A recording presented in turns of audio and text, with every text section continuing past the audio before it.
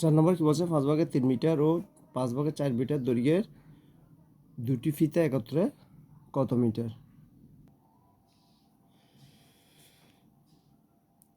5/3 metre ও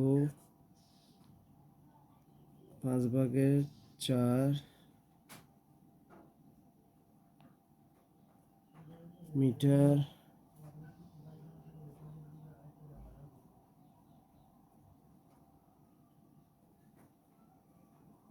দৈর্ঘ্যের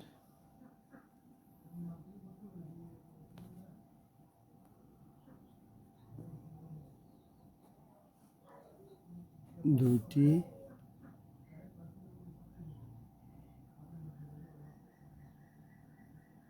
ফিতা একত্রে হচ্ছে যোগ দিলে, আমরা যোগ করে দিলে 5/3 যোগ 5/4 মিটার। এটাকে আমাদের কী করতে হবে? লসাগু করতে হবে। 5 আর 5 হর 5 আর হর 5 লসাগু হচ্ছে 5।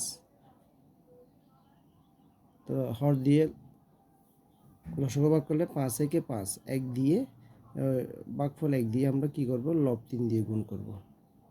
এই যোগ চিহ্নটা দেবে আবার 5 দিয়ে, 5কে ভাগ করলে 5 দিয়ে লসাগু 5কে ভাগ করলে ভাগফল 1, এই 1 দিয়ে আমরা হর 4কে গুণ করব। আর এখানে কত আছে? 5, এখানে আছে 3 একে 3, এখানে 4 একে 4। তো এখানে হবে যে 5/4 7, 5/7। তাহলে আমরা এটাকে আমরা কি করতে পারি? এটা হচ্ছে প্রকৃত ভগ্নাংশ।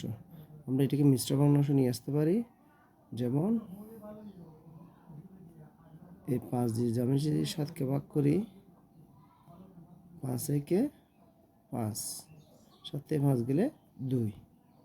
তাহলে আমরা এখানে কত লিখতে পারি?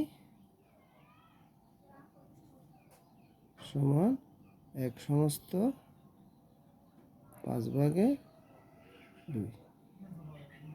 মিটার। এটা হচ্ছে উত্তর। ঠিক আছে।